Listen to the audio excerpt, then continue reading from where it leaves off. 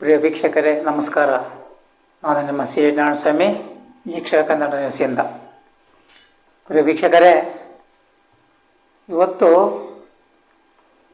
ದುಡಿತಕ್ಕಂಥವರಿಗೆ ದುಡಿಮೆ ಇಲ್ಲ ಅಂಥ ಪರಿಸ್ಥಿತಿ ಯಾಕೆ ಉಲ್ಬಣಗೊಂಡಿದೆ ಅಂದರೆ, ಇವತ್ತು ಎಲ್ಲಿ ನೋಡಿದರೂ ಮಿಷನರಿಗಳ ಕಾಟ ಜಾಸ್ತಿ ಆಗಿಬಿಟ್ಟಿದೆ.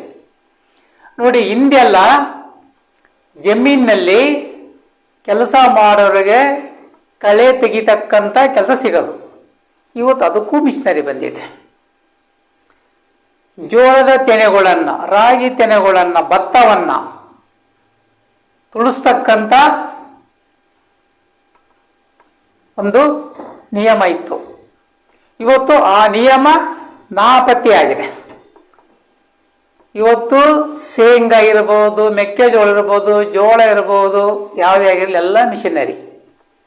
ಅಲ್ಲಿಗೆ 106 ಜನಕ್ಕೆ ದುಡಿಮೆ ಇಲ್ಲದಂಥ ಪರಿಸ್ಥಿತಿ ಸ್ಟಾರ್ಟ್ ಆಗಿದೆ. ಇನ್ನು ಕಟ್ಟಡ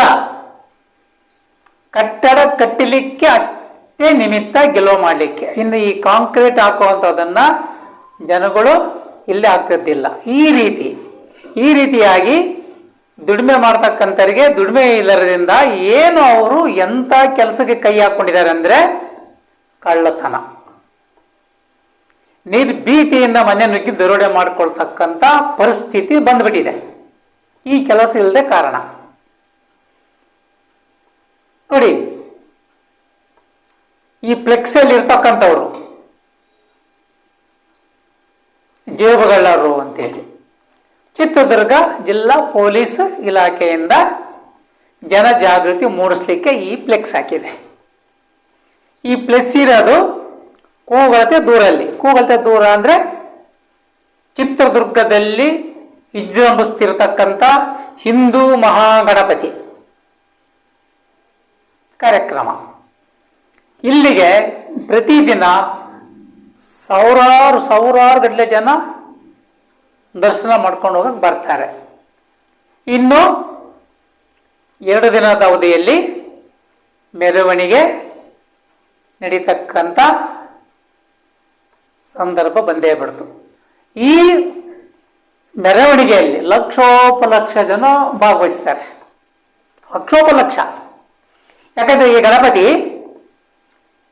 ಭಾರತ ದೇಶದಲ್ಲಿ ಹೆಸರಾಗ್ಬಿಟ್ಟಿದೆ. ಇಂಥ ನುಗ್ಗಲಿನಲ್ಲಿ ಈ ಕಳ್ಳರದು ಕೈ ಚಳಕ 100ಕ್ಕೆ 100ರಷ್ಟು ನಡೀತದೆ.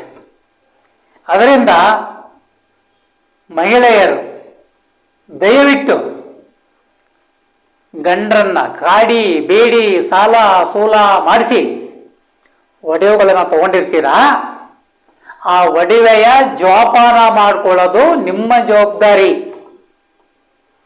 ನೀವು ಸಣ್ಣ ಪುಟ್ಟ ಕಾರ್ಯಕ್ರಮಗಳಿಗೆ ಹೋಗುವಾಗ ಬೇಕಾದ್ರೆ ಹಾಕೊಂಡೋಗಿ ಅಮ್ಮ, ಬೇಡ ಅಂದಾರೆ ಯಾರು.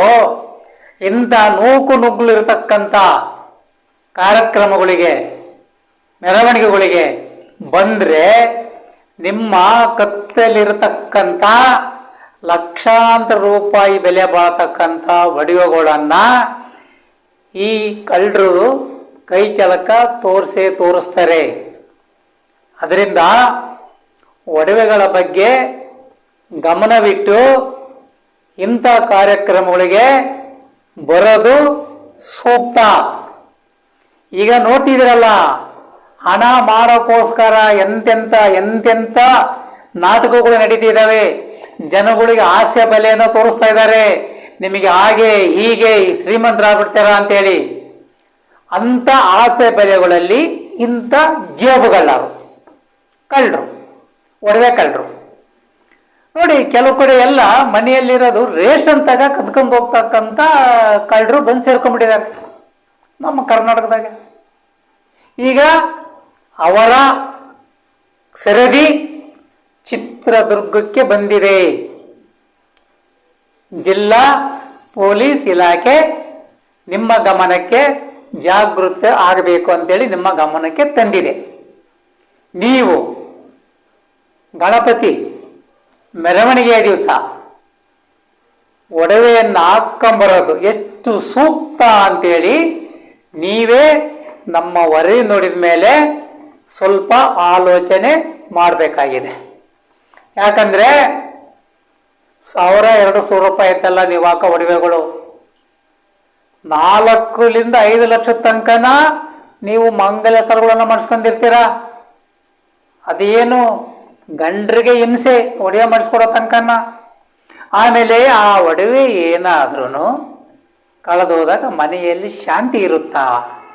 ಖಂಡಿತ ಶಾಂತಿ ಇರೋದಿಲ್ಲ. ಅದರಿಂದ ಹಾವು ಒಡೆದು ಹದ್ದಿಗೆ ಹಾಕಿದ್ರು ಅನ್ನೋ ಗಾದೆ ಮಾತಿನಂತೆ ಯಜಮಾನರು ಸಾಲ ಸೋಲ ಮಾಡಿ ಇಷ್ಟೋ ಸಂಬಳದಲ್ಲಿನ ಉಳಿಸಿ, ದುಡಿಮೆಯಲ್ಲಿನ ಉಳಿಸಿ, ನಿಮ್ಮ ಸಂತೋಷಕ್ಕಾಗಿ ಒಡವೆಗಳನ್ನು ಮಾಡಿಸ್ಕೊಟ್ಟಿರ್ತಾರೆ. ಆ ಒಡವೆಯನ್ನು ಜೋಪಾನ ಮಾಡಿಕೊಳ್ಳೋದು ನಿಮ್ಮ ಜವಾಬ್ದಾರಿ. ನಮ್ಮನ್ನು ಬೇರೆ ಹೆಣ್ಮಕ್ಳು ನೋಡಲಿ ನಮ್ಮ ಮೈ ಮೇಲಿರೋ ಒಡವೆ ಏನಂತ ಏನಾದರೂ ನೀವು ಹಾಕ್ಕೊಂಬಂದು ಅದರ ಪ್ರದರ್ಶನ ಮಾಡಿದ್ದೆ ಆದರೆ ಒಡವೆ ಯಾರೋ ಕೈ ಸೇರುತ್ತೆ. ಯಾರು ಅಂದರೆ ಇದೇ ಈ ಕಳ್ಳರು. ನೋಡಿ, ಚಿತ್ರದಲ್ಲಿ ಕಾಣ್ತಾ ಇದೆ ಎಷ್ಟು ಜನ ಕಳ್ಳರಿದ್ದಾರೆ ಅಂತೇಳಿ. ಅದರಿಂದ ನೀವು ಗಣೇಶ ಮೆರವಣಿಗೆಯನ್ನು ತೃಪ್ತಿ ಪಡಿ ನೋಡಿಬಿಟ್ಟು, ಆದರೆ ಒಡವೆ ಕಳ್ಕೊಂಡು ಅತೃಪ್ತರಾಗೋದು ಬೇಡ. ಅದರಿಂದ ನೀವು ಬರೋ ಟೈಮಲ್ಲಿ ನಿಮ್ಮ ಒಡವೆಗಳನ್ನು ಜೋಪಾನಿಗೆ ಮನೆಯಲ್ಲಿಟ್ಬಿಟ್ಟು ಇಂಥ ದೊಡ್ಡ ಕಾರ್ಯಗಳಿಗೆ ಬರೋದು ಸೂಕ್ತ ಅಂತೇಳಿ ನಮ್ಮ ವೀಕ್ಷಕ ಕನ್ನಡ ನ್ಯೂಸಿಂದ ನಿಮ್ಮ ಗಮನಕ್ಕೆ ತರ್ತಾ ಇದ್ದೇವೆ. ಜೈ ಹಿಂದ್, ಜೈ ಕರ್ನಾಟಕ. ಪ್ರಿಯ ವೀಕ್ಷಕರೇ, ನಮ್ಮ ಚಾನಲ್ ನಿಮ್ಗೆ ಇಷ್ಟವಾದಲ್ಲಿ ಸಬ್ಸ್ಕ್ರೈಬ್ ಮಾಡಿ, ಶೇರ್ ಮಾಡಿ, ಲೈಕ್ ಮಾಡಿ. ಪ್ರಿಯ ವೀಕ್ಷಕರೇ, ನಮ್ಮ ಚಾನಲ್ ಯಾರಾದರೂ ತೊಂದರೆ ಆದಲ್ಲಿ ಅವ್ರಿಗೆ ಸ್ಪಂದಿಸೋದ್ರಲ್ಲಿ ಎರಡು ಮಾತಿಲ್ಲ. ದಯವಿಟ್ಟು ಬಂದು ತಮ್ಮ ಅನಿಸಿಕೆಗಳನ್ನು ಹೇಳ್ಕೊಳ್ಳಿ. ನಮಸ್ಕಾರ.